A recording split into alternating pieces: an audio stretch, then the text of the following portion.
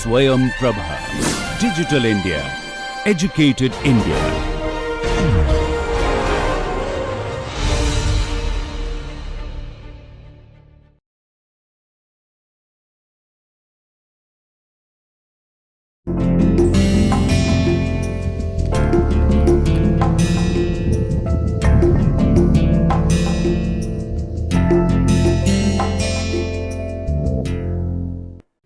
Welcome to NPTEL's course on communication skills. This is module number 9, lecture number 1, and today we have a very interesting lecture on netiquette. It's quite contemporary, it's quite relevant to know what are the norms of using internet in terms of communication. Now in this lecture, you will learn and understand what is netiquette. So the definition of the term netiquette and what is it meant exactly. Why netiquette? So why should we use netiquette norms at all? Is it really necessary that we should use those norms, or can we do without those norms? So why netiquette? And after that, I will be discussing in detail about some of the basic norms of netiquette. Now before we start, let's look at this quotation from a very reputed author who deals with internet and computer, Sidney J. Harris. He says, the real danger is not that computers will begin to think like men, but that men will begin to think like computers. Look at this. The real danger, he says, is not that computers will begin to think like men, not that computers which are endowed with artificial intelligence will start behaving like human beings. He says that's not a problem, that's no issue. But what is the real problem? The real problem starts only when men will start beginning to think like computers. What does it mean? If men will start functioning like a computer, like a machine, losing all human qualities, losing all human values, then he says that's the real problem that should concern us. Now you can understand the relevance of netiquette now.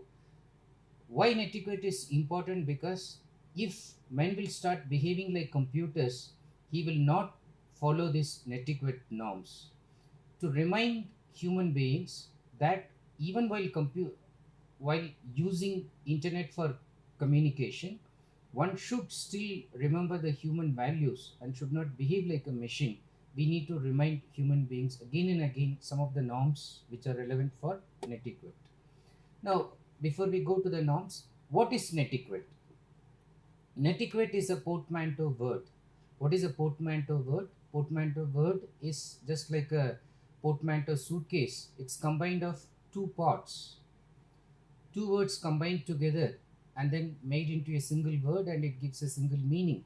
Now, what are the two words which are combined together here? These are internet with etiquette or network with etiquette. So you have internet network combined with etiquette. What is the meaning of this word etiquette? Etiquette is generally used as an umbrella term for rules governing socially and culturally acceptable behavior. Now, any rules generally which deal with the general principles of behaving in a society in a very culturally acceptable manner are considered etiquette. Now, when we talk about netiquette, combining this with etiquette and internet or network, what we actually mean is we refer to the correct, polite, acceptable social, official, professional norms, behavioral patterns, and expected decorum. Decorum is the manner in which one should perform oneself, present oneself in the internet, for using the internet or the cyberspace for communication purposes. Now, cyberspace, again, we are using it as the space that is controlled by computer or internet, the imaginary space in which we are all sending emails, where it is not done in a physical sense but in the cybernetic sense. To continue with the question, Why Netiquette? Today we are living in an internet age, and the internet thankfully has really contracted the world into a global village. What do we mean by a global village? Just like in a village, the message is very quickly transmitted from one part of the world to the other. Traveling from one part of the world to the other has become just a very easy business. But the question is whether communication has become much more effective or not. No, that still remains a question. The problem is communication has become a much more complicated process. If we compare the communication that's happening today with the communication that the primitive man had, with less symbols, less images, and mostly using pictures, mostly using non-verbal form of communication, if you look at that, and then if we compare that with today, with multi-channels and communication at the speed of lightning, now if we compare all these things, do we really have effective communication? So that is very much doubted. Now, despite the flow and exchange of information in various channels, as Usenet, mailing lists, so many email IDs one can have, blogs, forums, and chats, and so many social networking sites like Facebook and all that, the question still remains whether communication is taking place in all these forms in an effective manner or not. Now, once again, netiquette is important to have effective communication in the internet. The internet, what has it done? In its attempt to enlarge the vistas of human mind, has actually narrowed down values of the human heart. No doubt it has enlarged the vistas of human mind. Human mind has gone beyond what was never thought before. But what about the values of human heart? It has contracted. So people who appear to be intellectuals, people who appear to be advanced in terms of scientific thinking, appear to be quite narrowed down at the level of feeling, at the level of expressing one's emotion. Now, today, if you look at this scenario, there are more hate mails. People write, express their negative feelings using internet. There are more sites that violate privacy policies. What does it mean? They're using unethical means. They're losing their ethical groundings. And frequently we hear about hacking of email identities. So people suddenly saying that somebody sent through my email identity and that doesn't belong to me, or my ID was hacked and I changed the password. Now it is safe. So you do not send to this ID, or whatever sent before in my ID, you do not take that seriously. Sometimes people send email through one's ID after hacking it, saying that the person is seriously ill and then demand certain amount of money, and close friends and relatives send money. Now, where have you come to? When this kind of hacking is happening in email identities, the ethical grounding has been lost. The gradually shrinking down of human heart and human values. People misunderstand and lose precious relationships built for years by a casual click of send button. Years of relationship built, 30 years, 40 years relationship built inadvertently, without thinking, without giving a second thought, people press the send button and the mail goes, and the other person is offended because of some inadvertent use of some words. Why netiquette? Sending emails has become the most used and abused form of cyber communication. In fact, when I talk about netiquette, I am generally referring to all the norms that govern the use of internet communication. But to focus on one aspect of internet communication, for our lecture, we'll focus on email communication. Now, email has been much used and much abused in terms of cyber communication. In terms of business communication, for instance, people are generally trying to write business letters, and learn the nuances of sending effective letters. Some companies even have a training program in which the recruited new employees are given training in terms of communication skills. They are told how to write good business letters. They are again and again given models, examples of writing effective business letters. In a sense, they are trained. But when we ask the question, are people really trained to write emails? Certainly no. Somehow there is an impression that one can just write something and then send it. So is training really required? Many people think that no, training is not required, but which is not true actually. In case of email, sending emails, no formal training is given. At least this lecture on Netiquette would try to create an awareness of certain norms which are quite relevant when one is trying to communicate using the internet. So, when the training is not given for sending emails, what happens?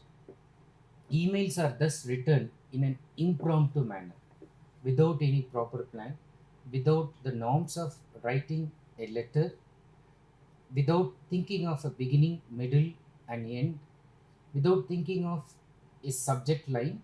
People just write in a very impromptu manner and then they start writing abruptly. Suddenly they think of writing an email and then suddenly they send it. And often without even giving a second thought to the aspect of communication involved in the transaction process.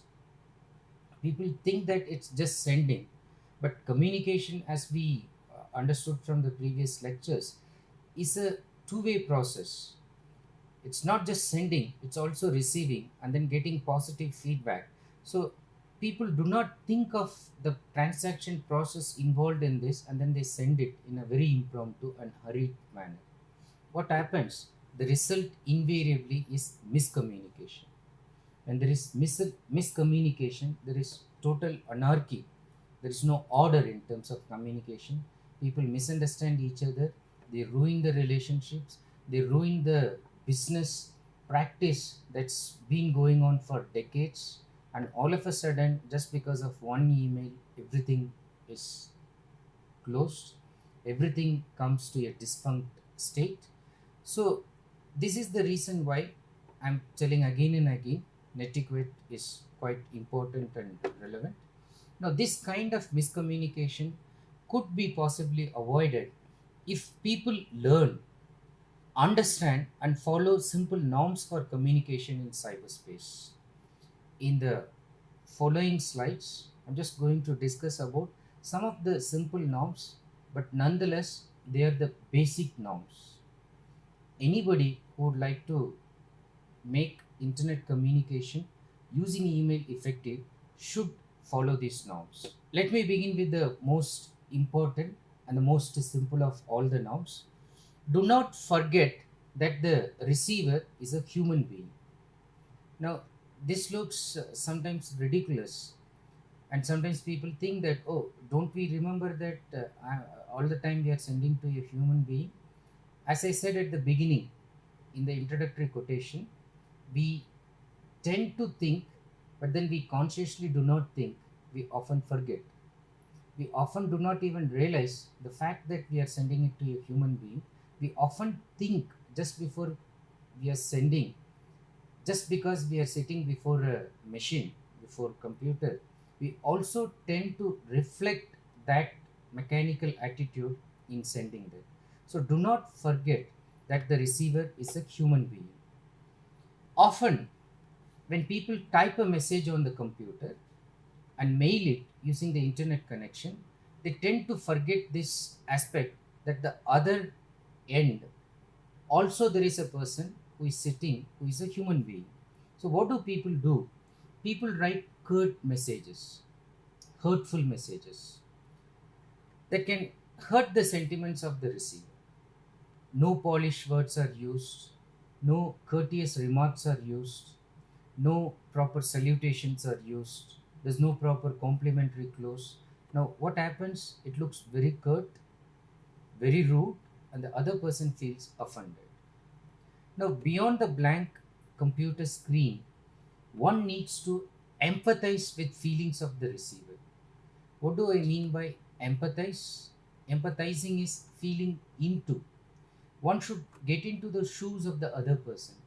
One should imagine, one should assume, how would I feel if I were at the other end, and if I were sitting at the other end, and if I were to read this email, how would I respond? Will I be happy to receive this mail? Will I feel hurt? Now, if the answer is in negative, it's definitely important that you spend some more time, which is worthwhile, in restructuring the letter, in rewriting the email communication, and then use your empathized feelings to add words that will make the other person feel pleasant while receiving the email. Now, compare this with direct oral communication. When this is sent through email, computer is acting as the modem or the channel, and then it is sent through internet. In direct oral communication or face to face communication, both the sender as well as the receiver, they are facing each other. Now, what is the advantage? Now, when the sender is sending message to the receiver, when the sender is looking at the other person, the sender can always modify, alter the message according to the facial expression of the receiver. The receiver can give non-verbal communication using the facial expression, or the receiver can even verbally connote his or her interest in the subject matter, lack of interest in the subject matter, antipathy, hatred towards the subject matter, all are possible. So, in oral communication, direct communication, there is face to face interaction, direct involvement, and here one can easily alter the expressions, messages. Now, compare this with email communication. The face to face aspect is absent. Now, what happens when the face to face aspect is absent? You are not able to decode the expressions of the other person, and you are sending at a time when the person is not very much before the computer. The person comes at his or her own disposal to open the computer. So, absolutely, the person is absent. You have no mechanism of decoding the expression of the other person. So, it is absolutely important you think of this, put yourself into the shoes of the other person, and try to cut across the impersonal, the objective feeling, the machine like feeling that comes. You cut across that and try to create a personal appeal. Even the modern business letters generally call for this personal appeal. Although it is supposed to be highly professional, it calls for this kind of personal appeal. And how can you give this personal appeal? You can use suitable words, or even you can use the so called emoticons. Emoticon is another portmanteau word which means emotion and icons. The emotions which are expressed in terms of images, icons. So you can use those images to indicate your mood. Sometimes you are in a jovial mood, so put one smiley there. Sometimes you are really sad, hurt. There's another smiley that's indicating that you are crying. Now, this will just at least tell the other person in a light-hearted manner what you are feeling. Just to continue with this aspect of not forgetting that the receiver is a human being, smileys or emoticons can be used to indicate your mood or to reduce the monotony of the message as well. So, if you simply type keys as colon, dash, or hyphen, and then this bracket, and then when you press enter, it automatically gives you smileys. And today there are so many client servers who have actually put the smileys ready made. You don't even have to type them. You have to just select the icon, press it, and automatically it will be added in your mail. Now, what is the advantage of such additions? Such additions also tell the receiver how much care you take in communicating your message with the right tone and attitude. Right tone and attitude. Your attitude is reflected very much using the emoticons. So, just to recapitulate and put it in one sentence, the first basic norm of netiquette: consideration for others. Consideration for others is thus the cardinal netiquette principle one should always bear in mind, which is also a general rule in terms of communication, but in terms of internet, email communication, consideration for others is the cardinal principle one should always keep in mind. Now, the second norm, the second basic, the second simple norm: remember, written words can be stored permanently. Remember, written words can be stored permanently. What does it imply? It implies so many things. Basically, first, when it is the oral communication, the orally spoken words, unless it is recorded, stored for proper use, generally most people do not think of the recording aspect. When something is spoken, it's lost immediately. But when something is written, the written words can be stored permanently. They are stored, recorded, can be kept forever. So, what does it mean? Since these words can be stored permanently, one should be very careful in choosing the right words for communication. One can read this so many times. One can read this after 5 years, 10 years, 20 years. So, one has to be very careful in choosing the right words so that when a person is reading it for the 100th time, even then the person should feel pleasant about reading it. The email sent casually can return with so much malignity. If it is sent without giving proper thought, it comes back with lot of ill will, lot of bad feelings that the sender regrets throughout his life for having sent that one thoughtless mail.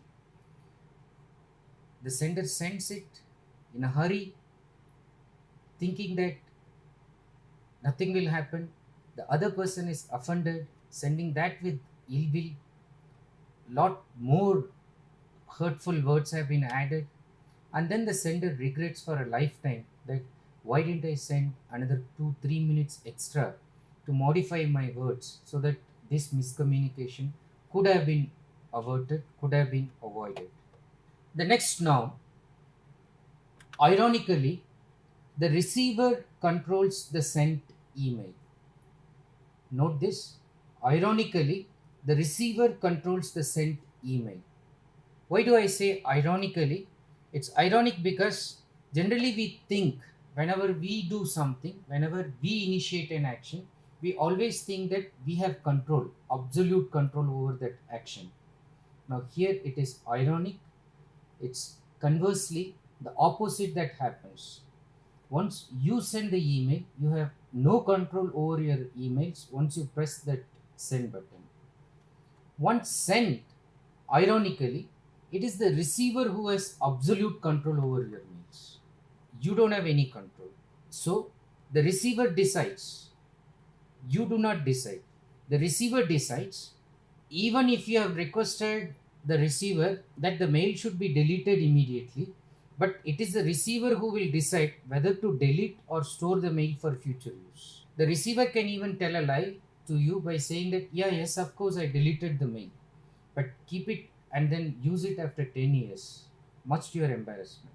The receiver can also use it against you, send it to numerous others, get a printout of it, and post it on public notice boards and put you to shame, such as one frivolous uh, letter, a kind of love letter expressing one's emotion, one employee writing to another employee, and then the other employee taking a printout and giving it to the boss, and the boss putting it on the notice board and causing embarrassment to the person, and the person may even have to leave that post because he's put to shame and then he has no face to show before others. One email can just ruin the job also. So you have to be careful again in sending a message that would embarrass you if you shared with others or exposed to the general public. The next now, be ethically correct. Be ethically correct. When we say ethical, we mean to say be good, be morally upright, do what is good, avoid what is bad, do what is legal, avoid what is illegal, do what is politically correct, avoid what is politically wrong, or in simple spiritual terms, they say that do something that you would always like God to know, or don't do something which God would not like you to do. But what happens when it comes to email writing? Some of the old saying, all is fair in love and war, appears to be modified to suit the mindset of many internet users who think that all is fair in love, war, and cyberspace. Anything goes, write anything, send anything, nothing happens. So that seems to be the attitude, or at least that is what many network users believe when they post materials which are unethical or communicate by lowering their ethical standards for the internet. While unethical means may win short term gains. So, why do you send unethical means? You sometimes have fun, you have some gain, but this gain is bound to be short term, temporary. To gain a truly professional image, one has to maintain high ethical standards in cyberspace too. Sometimes some people ask, do we really have standards in cyberspace? Yes, of course. And especially if you want a highly professional image, you should have this high ethical standards. And because of the risk of being caught in unethical practice is very high, today nothing escapes the media, nothing escapes cyberspace, nothing escapes internet. So everything is seen, everything is caught, everything is captured, everything is stored, everything is reproduced, everything is recorded, everything is used by multiple users. Now, because of this fact, and because of also the fact that if caught, it can damage reputation gain for years, one should be ethically correct. The next now makes sense, though it is difficult to. You might be wondering, what am I talking about? Won't you make sense when you're just sending an email? I'm implying yes, of course. I'm saying that yes, most of the times it appears that you don't think of making sense. Or to put it in another manner, it's rather easy to make nonsense in written communication. It doesn't take much time, doesn't take much preparation to cause nonsense. Especially when a person is writing, whatever comes to one's mind without bothering to know whether what is expressed clearly reflects one's thoughts, it actually causes nonsense. Making sense is difficult. You need to think about it, you need to work on it, you need to revise if you really want to make sense. As it means curtailing some bad writing habit accumulated over a period of time. Now, when I say bad writing habit, I'm not blaming any individual because this is something that has been accumulated over a period of time. So, from childhood, most of us have acquired a lot of bad habits, especially in terms of writing. Now, those habits creep in when we are sending the email. Now, those habits should be curtailed. And if one is conscious about it, and if one thinks, let me make sense, let me not make nonsense, it's very easy to do that. What can one do to make sense? Try to avoid worn out phrases, phrases which have no relevance anymore, which do not make any sense in the context. It looks very poetic, but that in the given context, the word has no meaning. So remove it. Idiomatic expressions have special meaning. Put in an appropriate form, it could be very effective. But when it doesn't suggest anything, remove them. Even metaphors and similes, unless you mean something, so avoid using them. And if you cannot use them properly, it can even confuse the reader and it can lead to miscommunication. So use simple words generally with short sentence constructions instead of flowery polysyllable words, long and complicated sentences. The next norm of netiquette: spend an extra minute to save an hour of the receiver. Spend an extra minute to save an hour of the receiver. What do I mean by this? Most of the times, people do not spend more time in revising or even in re-looking at the email that one is supposed to send. But extra time should be spent on editing the text, should be spent on checking the spelling, inserting emoticons to express one's right tone and attitude, making use of punctuation marks. Many people write email without punctuation marks, dividing lengthy matter into readable paragraphs and give lot of space, white space in between, remembering to type a descriptive subject line, and finally, by not sending an unsolicited and irrelevant mail.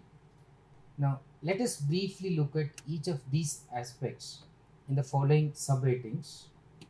Keep it short. Keep it short.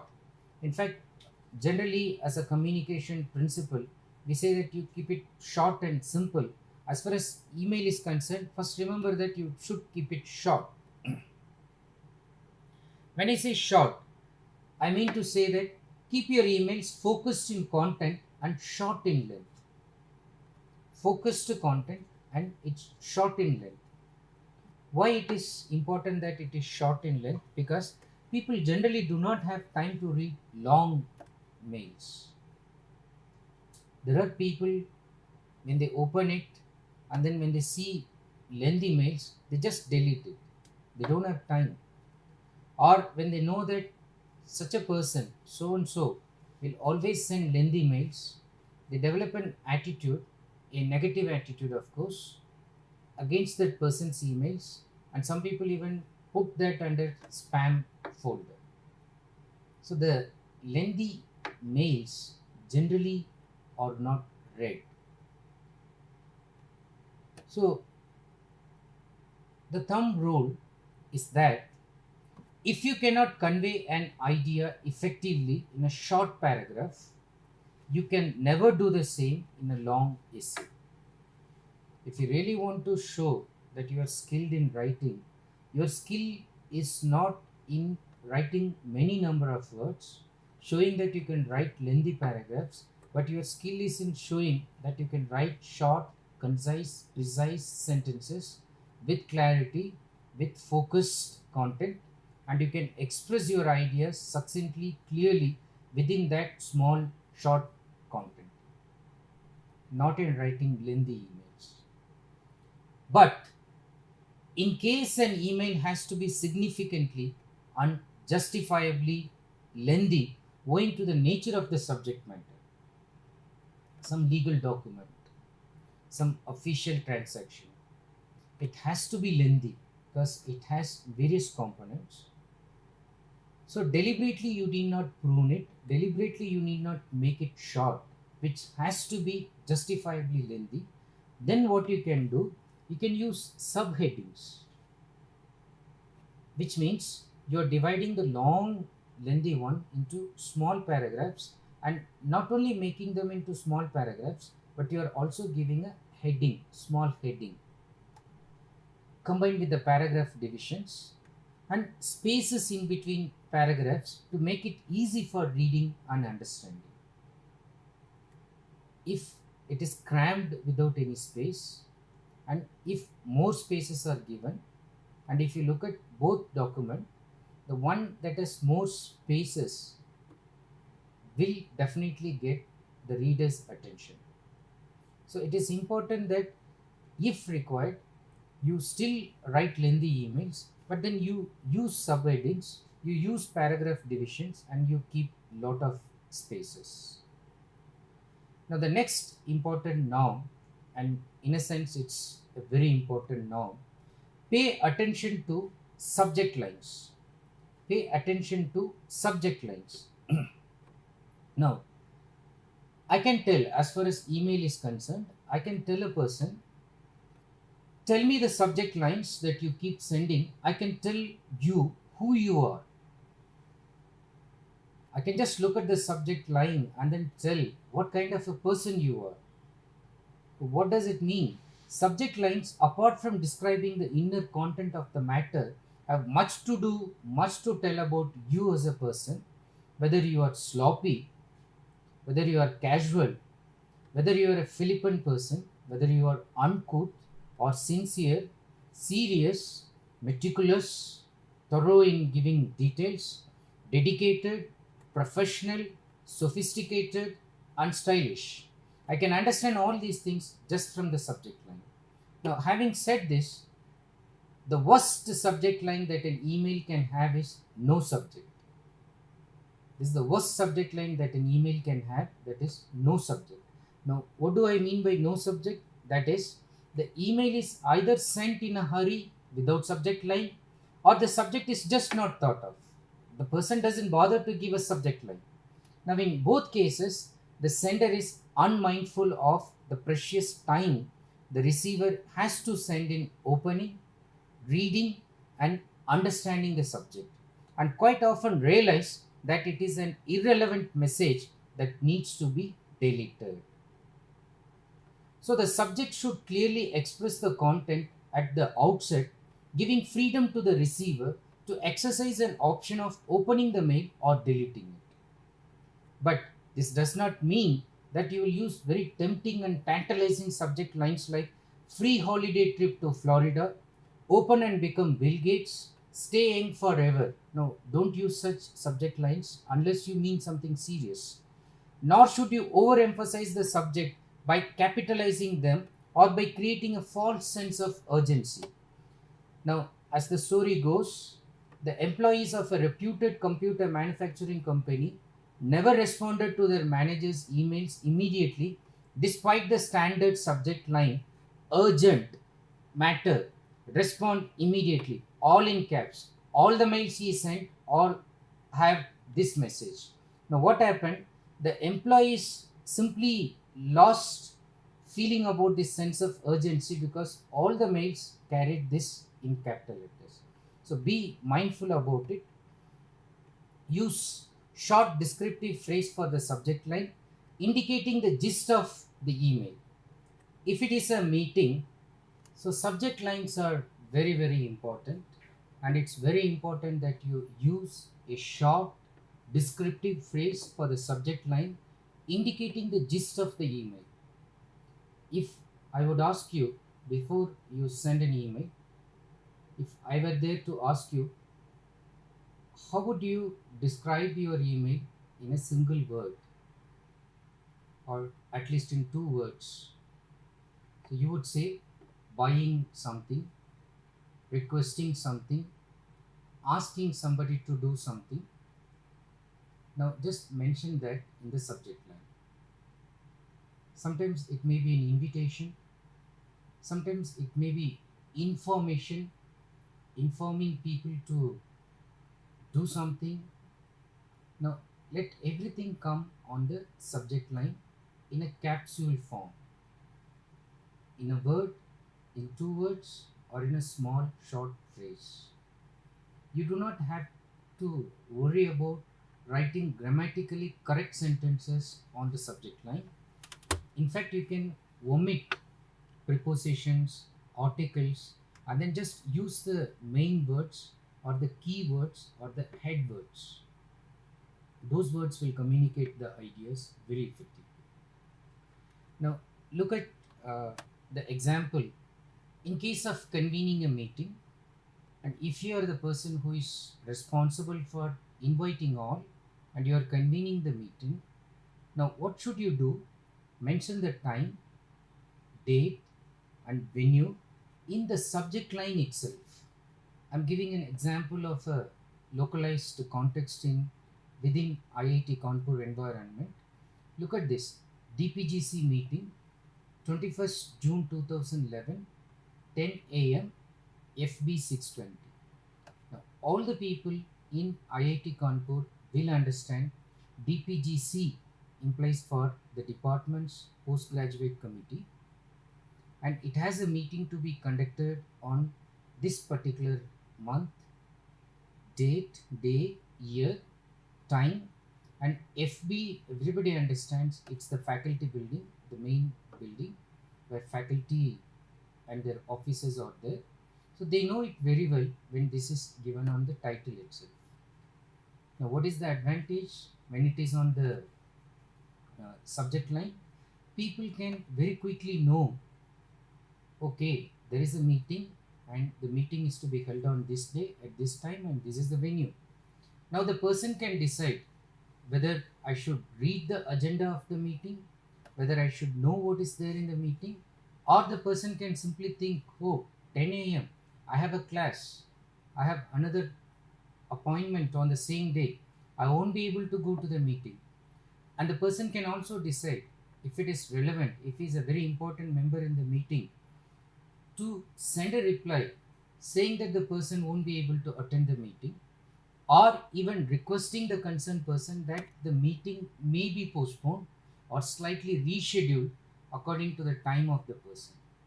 You can see now the advantage of putting these important details on the subject line as far as the meeting is concerned. Now, if it is an email invitation for a talk, what you can do is you can add certain other things, like you can add the name of the speaker and even the topic on the subject line.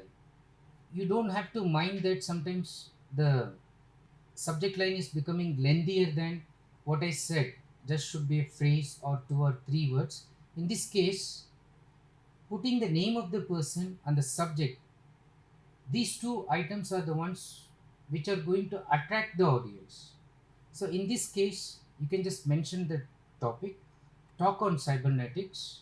So again, in an environment like IIT, many people are gravitated towards this talk on cybernetics, and especially by somebody like Kevin Warwick, supposed to be one of the pioneering scientists in cybernetic studies. Now, when somebody like this person is giving a talk, it's very important you put the person's name in the subject line so that the people know it's not just any other talk on cybernetics, but it's a very special, very important, very interesting talk on cybernetics. Where is it? LH16. Again, in the local context, people understand it is lecture hall 16, and then the date and the time is given. Because here, date and time follows the first important aspect of topic and the name of the speaker.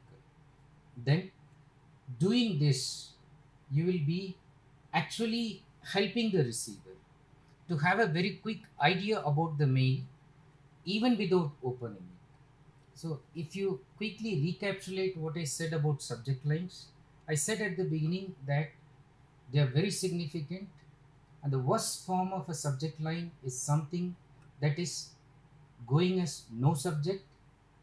And when something is going as no subject, it reflects the mindless attitude of the person who doesn't have time or who doesn't think that he should bother about putting a subject line so that the other person saves a lot of time. So it reflects the person's attitude. And then I also said that don't put flashy titles, don't also overemphasize by using capital letters. In due course of time, even that overemphasize loses the little emphasis that it can get, as in case of the employer's example that I suggested. And finally, I said even if you are not going to put just 2 3 words in certain cases, like convening a meeting, inviting people for some workshop, inviting people for a talk. It's important that if the speaker is a very important person, you put even the name of the speaker on the subject line, so that the people are attracted towards the talk. And if required, they'll open it and get the details. If not required, they'll just look at it. They'll even know the time even without opening it. As I said, the time for the receiver is as precious as your time. So take note of it and empathize, and always put yourself into the shoes of the other person. Keep it short, focus to the content, make it clearly visible in the subject line. And if you remember these simple norms, definitely your email communication will become very effective. Now, are these the only norms? No, there are some more norms. We will continue about those norms in the next lecture, which is again on netiquette, but we'll just focus on some more norms of netiquette in continuation with this. Thank you so much.